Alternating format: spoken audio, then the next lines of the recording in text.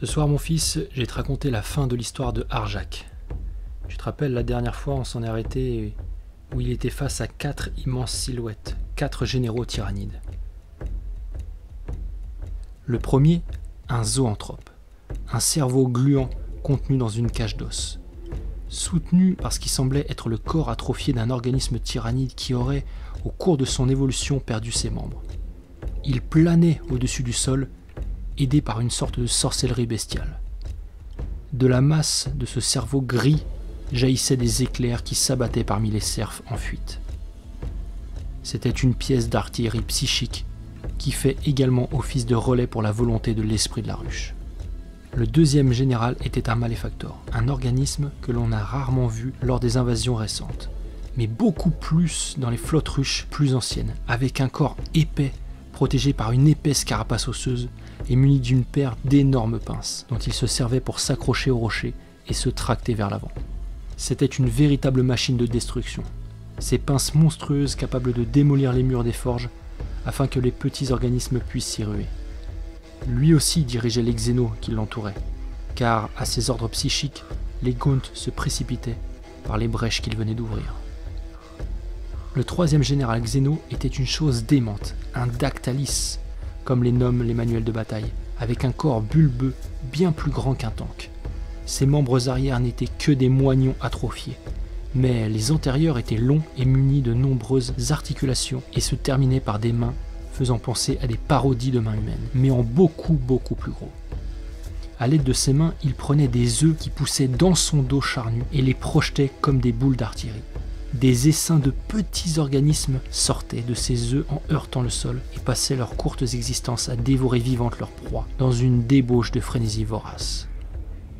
Le dernier général tyrannide rivalisait en taille avec les demi-titans de l'Adepus Mechanicus. Porté par 4 pattes massives, son corps était protégé d'une armure osseuse.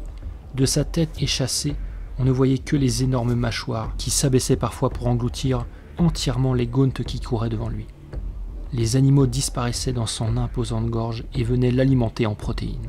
2 appendices supplémentaires ramassaient d'autres corps dans la neige souillée, pour les avaler eux aussi ou les rejeter sur le côté.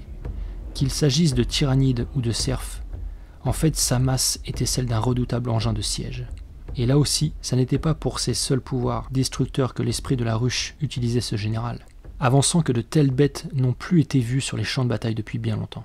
Elles étaient connues comme les maîtresses des ordres tyrannides, les dominatrices qui communiquaient directement avec l'esprit de la ruche.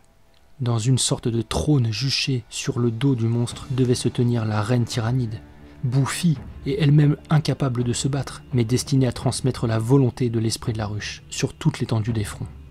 Mais à la place, mon fils, il n'y avait pas de reine sur cette bête. Il y avait un lictor, le prédateur. Cette même créature qui s'était introduite dans les halls et avait assassiné les Space Wolves. C'était indiscutablement la même créature, choisie par l'esprit de la ruche pour conduire l'assaut contre le croc. Car elle seule avait vu les défenses de près et parcouru les méandres de la forteresse des Space Wolves, le croc. Arjak se trouva face au premier général tyrannide. Arjak bondit en direction du Dactalis. Il s'accrocha au rebord de sa carapace. Puis il grimpa jusqu'au centre du dos de la bête, là où les os constituaient un rebord autour de la masse charnue, où prenaient naissance des munitions vivantes. Des milliers d'embryons de tyrannides grouillaient là, agitant déjà leurs pinces et leurs mâchoires, leur seul acte d'existence consistant à dévorer tout ce qui se trouvait sur son passage. Mais le Codex Astartes ne dit-il pas que chaque ennemi a un point faible et que victorieux sera celui qui saura tirer profit de cela? Arjak Rockfist plongea donc un poing dans un trou qu'il venait de pratiquer dans la masse gélatineuse de fluide et de chair. Il ignora les hurlements assourdissants et les secousses de la bête qui tentait de le déloger. Les rejetons tyrannides se précipitaient pour le mordre, mais Arjak se contenta d'écarter ceux qui se rapprochaient trop près de son visage et ignora les autres, confiant qu'il était dans la capacité de son armure. Ses mains trouvèrent un point plus résistant dans cette mélasse. Un organe longiligne qui semblait s'accrocher à l'intérieur de la bête. Ses doigts se refermèrent dessus. Grande était la force d'Arjak. La mâchoire crispée, depuis le cratère ouvert dans le dos de la bête, il arracha une longue section de son échine. Le Dactalis hurla, un bruit qui, bien qu'émis par le larynx difforme d'un extraterrestre, ne pouvait qu'exprimer la douleur et la peur. Il tangua et tomba sur le sol. Arjak donna l'ordre au cerf d'achever la bête mourante. Il prit ensuite la direction de la forge mère et se jeta dans la mêlée. Chaque frappe de son marteau de forgeron faisait éclater le crâne d'une bête d'assaut. Les Gaunts tentèrent de le submerger, une douzaine d'entre eux se jetèrent sur lui et cherchèrent à éventrer son armure à coups de griffes. Mais il se dégagea d'un ample mouvement de ses larges épaules et les massacra les uns après les autres. Des carcasses brisées de Xénos volèrent de part et d'autre, tels de vulgaires flocons de neige sous le vent de l'hiver. Arrivé enfin à la forge mère, Arjak hurla sa colère de voir les cadavres de tous ces gens qui avaient travaillé à ses côtés. Arjak était désormais face au deuxième seigneur tyrannide, le zoanthrope, avec son cerveau démesuré. Une légion de Gaunts grouillait sous lui, à la fois garde du corps et esclave. Les yeux brillants se posèrent sur Arjak. La bête se prépara à invoquer un éclair alimenté par la fureur même de l'esprit de la ruche. Arjak bondit sur l'enclume du vide et arracha un bouclier qui était accroché au mur. Il s'accroupit derrière quand l'éclair d'énergie libéré par cette sorcellerie impie jaillit du cerveau hypertrophié de la bête. Un homme aurait été projeté en arrière sous l'impact, renvoyé dans les feux de la forge, comme une braise chaude ballottée par une bourrasque. Mais Arjak était plus qu'un homme. Il tint bon, et ce magnifique bouclier tient bon lui aussi, car il avait été parfaitement ouvragé. Le zoanthrope, dont l'esprit haineux devait avoir imaginé cet obstacle déjà balayé, manqua du coup de remarquer qu'Arjak se dressait toujours là. Sa mâchoire s'ouvrit comme par surprise et il roula des yeux quand Arjak traversa les rangs des Gaunts et sauta sur lui. Le corps du zoanthrope était chétif et dépourvu de membres, mais il disposait d'une longue queue sur laquelle il se dressait ou dont il se servait pour repousser les attaques à l'aide de l'extrémité osseuse effilée. Arjak laissa tomber son bouclier et la saisit d'une main. Il grimpa comme un alpinisme l'aurait fait sur une falaise à main nue. La bête était protégée par un champ d'énergie psychique capable de repousser les rayons laser et les projectiles, mais il ne put rien faire contre un assaillant déjà passé à l'intérieur. Arjak était armé d'un marteau et d'une détermination inébranlable. Les Gaunts n'y purent rien non plus. Même s'ils essayèrent, leurs projectiles d'os ou de vermine rebondirent sur le bouclier, censé protéger leur maître. Arjak frappa de toutes ses forces cette cage d'os qui entourait la cervelle du zoanthrope. « Oh, mon fils !» La bête hurla. Son cri psychique se répercuta jusqu'au plus haut sommet du croc. L'assaut d'Arjak fut d'une telle violence que les fragments de cerveau allaient asperger toute la forge. Des nuages de sang vaporisé s'élevèrent au-dessus des flammes de la forge. Le lien avec l'esprit de la ruche, qui jusque-là avait poussé la horde en avant, fléchit et s'altéra. Et les Gaunts qui entouraient le zoanthrope se mirent à courir dans toutes les directions, sans logique, sans but. L'énorme bête glissa doucement vers le sol, et Arjak se laissa descendre le long de sa queue. Arjak avait enfin reconquis la forge mère, et des vagues d'acclamations tombèrent depuis les remparts du croc. Il chercha dans les décombres, tout près des outils et pierres précieuses qu'il avait utilisées pour reforger la hache de Morcaï, la relique la plus importante du chapitre, la fiole avec le sang de Russe lui-même. Après l'avoir trouvée, Arjak était monté sur l'enclume de pierre du vide et enleva le bouchon de la fiole avant de la lever le bras bien haut. La signature génétique du primarque Leman russe fut emportée dans les airs, et le lictor, qui avait pénétré dans le croc quelques heures avant, sentit cette odeur délectable. La bête colossale que montait le lictor se dirigea droit vers Arjak, en écrasant tout sur son passage, même ses semblables. Arjak secoua la fiole et cria « Tout ! Tout doit être payé !» Puis la gueule immense de la créature vient se refermer sur Arjak. Il n'eut même pas l'occasion de combattre. « Mon fils, est-ce que tu te rends compte ? Avaler vivant et finir dans le gosier d'une telle créature où l'attendait un océan d'acide et d'innombrables créatures plus petites avides de le dévorer et de le dissoudre. » Un lourd silence s'abattit sur les remparts. Les acclamations qui résonnaient jusqu'alors se turent. Arjak Rockfist était donc mort ? Les deux derniers Space Wolves de l'escouade restés initialement sur le croc avaient remarqué qu'Arjak était parti dans le hall des trophées avant la bataille. Il était notamment exposé la tenue d'un espion qui avait tenté d'empoisonner le loup suprême il y a de nombreuses années. Cette tenue et la fiole de poison étaient exposées fièrement pour montrer à tous que les Space Wolves n'avaient peur d'aucune arme, même celle du subterfuge et de la tricherie. Mais après examen de la tenue, il s'avère que Arjak avait pris la fiole de l'assassin, puis s'était servi du sang de l'émane russe pour attirer la bête et s'était laissé avaler vivant. Le poison s'était répandu dans le corps de la bête, et celle-ci en était morte. Et maintenant, les hordes du Kraken agissaient sans la moindre cohérence, ce qui permit aux serfs de se regrouper et de tenir ce qu'il restait des forges. Le lictor était lié à l'immense créature. Leur système nerveux ne faisait qu'un afin qu'ils puissent diriger l'abomination et transmettre par son intermédiaire la volonté de l'esprit de la ruche. Le poison passa également par ses liaisons. Toujours accroché au dos de la bête, tombé au sol, le lictor vécut ses derniers instants dans des spasmes musculaires, alors que ses chairs se dissolvaient et dégoulinait en un immonde liquide par les jointures de son exosquelette. Ses griffes, qui avaient tué les Space Wolves, pendaient, inertes, et ses mandibules, qui avaient ouvert leur chair béant, laissaient du sang s'écouler entre elles. Ainsi mourut le chasseur. Une chose bien pathétique finalement. La mort du général réduit au silence l'esprit de la ruche. Les actions des tyrannides perdirent toute cohérence et les bêtes se trouvèrent livrées uniquement à leurs instincts primaires. C'est ainsi, mon fils, que Arjak tua le lictor. Puis, dans le ciel, apparurent de longs traits lumineux, des drop pop qui tombaient de l'orbite de Fenris. Enfin, mon fils, le loup suprême arrivait sur le croc. La grande compagnie de Logan Grimnar au complet, tombée du ciel, droit sur le champ de bataille.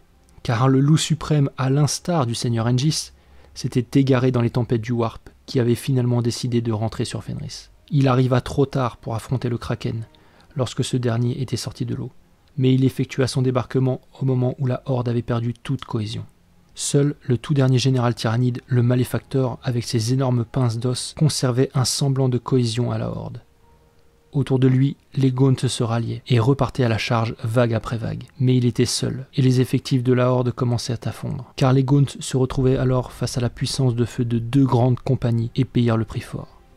Logan Grimar lui-même chargea le seigneur et lui brisa une pince d'un grand revers de la lame de givre, puis roula sous l'attaque de la seconde quand elle s'abattit sur lui. En vérité, mon fils, c'était magnifique de le voir se relever et planter son épée encore et encore dans le ventre imposant qui le surplombait, jusqu'à patauger dans ses entrailles jusqu'aux genoux, et que la bête finisse par succomber. Grands furent les massacres, hideux furent les hurlements des extraterrestres condamnés, immonde fut la puanteur de leur corps, carbonisé et criblé de balles explosives. La mer se noircit de leur sang, les rouleaux des vagues se chargèrent d'un pourpre sombre, et le ciel d'un vert profond. Le loup suprême Logan Grimar vint trouver Hengis Black End. Ce dernier s'était battu comme un beau diable, mais sa rage n'était pas clamée. « Mais dis-moi, Hengis, où est Arjak Rockfist ?»« Arjak Rockfist est mort, lâcha Hengis, et la hache de Morkai est brisée. Sa lame ne pourra plus jamais être reforgée. » Le loup suprême fut frappé de tristesse. Sans répondre un mot, il traversa le champ de bataille jusqu'à l'endroit où gisait l'immense cadavre du général de la Horde. Logan Grimnar grimpa jusqu'au sommet du corps. Les Space Wolves le regardèrent. Aucun ne voulut perturber le loup suprême dans ce moment de recueillement. Grimnar plongea sa lame de givre dans la bête, et d'un grand geste circulaire lui ouvrit le ventre. Il s'engagea dans la blessure béante et les immondes entrailles. D'abord jusqu'aux genoux, puis jusqu'à la taille, il y disparut durant de longues minutes, fouillant l'intérieur du corps.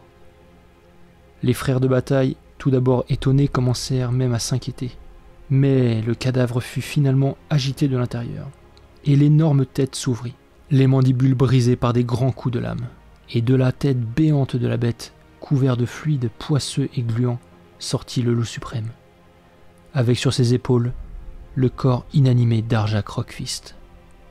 Logan Grimnar posa Arjak dans la neige, teinté par le sang, et entreprit de nettoyer le visage qui commençait à être attaqué par l'acide. Logan Grimnar leva les yeux vers les Space Wolves attroupés autour de lui et fit venir un Wolf Priest. Arjak avait besoin d'aide. Alors un haut prêtre arriva en courant auprès d'Arjak. « Par les soleils jumeaux de Fenris !» s'écrie l'un d'eux. « L'un de ses cœurs bat encore !» Alors Logan Grimnar mit Arjak sur ses épaules et le porta à l'apothécarion. Arjak était toujours en vie. Et depuis ce jour, il est le champion de Logan Grimar. Il devient une légende et un exemple pour tous les Space Wolves. Il y a une cicatrice dans la paume de Arjak, profonde et pâle, et qui ne s'est jamais totalement refermée. Alors qu'il était dans l'apothécarion, et que son armure lui était retirée, les apothicaires trouvèrent sa main toujours fermée sur quelque chose. Ils ne purent desserrer sa poigne pour lui enlever son gantelet. Alors ils durent le démonter segment par segment. Une fois terminé, ils découvrirent qu'il serrait un éclat de métal, celui qui manquait à la lame de la hache de Morkai, celui qui avait été perdu parce qu'il était resté logé dans le corps du lictor. Arjak était remonté dans les entrailles du général et l'avait arraché de la carapace du lictor, avant que le poison et les assauts digestifs de la bête ne le rendent inconscient. Il l'avait alors serré si fort qu'il s'était entaillé la main, et la blessure ne s'est jamais vraiment refermée. Mais c'est pas fini, mon fils. Dans son autre main, il tenait la fiole contenant le sang de Leman-Russ, toujours intacte. Les hauts prêtres allèrent la déposer dans la crypte du chapitre, où se trouve encore aujourd'hui cette immense relique Space Wolf. Et pour ce qui est de sa propre arme, le marteau du forgeron, on le retrouva dans le corps de la bête, et Arjak le porte depuis. Il l'a modifié lui-même sur l'enclume de pierre du vide, et l'utilise après avoir refusé toutes les reliques de l'arsenal qui lui furent proposées. La hache de Morkai était brisée, mais tous les morceaux avaient alors été retrouvés. Arjak Rockfist, quand il reprit connaissance sur la table de l'apothécarion, demanda tout d'abord qui était tombé lors de cette bataille, puis qu'il lui soit permis de retourner à la forge mère afin qu'il aide à sa reconstruction et qu'il puisse reforger la lame, la hache de Morkai. La hache de Morkai quitte rarement la main de Logan Grimard depuis, et il la manie pour faire écho à la propre fureur de Leman-Russ.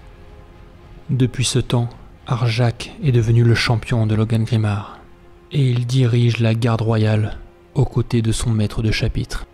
Je n'aurai sûrement pas assez d'une vie pour te raconter toutes les histoires et les combats de Arjak, mais je vais finir par une citation. Un ennemi qui se cache dans le noir et frappe quand vous avez le dos tourné ne mérite aucun respect.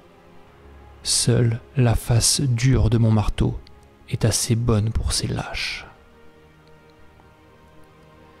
Voilà mon fils, j'espère que tu auras apprécié l'histoire de Arjak. Maintenant, il est temps d'aller se coucher, et je réfléchis déjà à la prochaine histoire que je te raconterai. Allez, bonne nuit mon fils.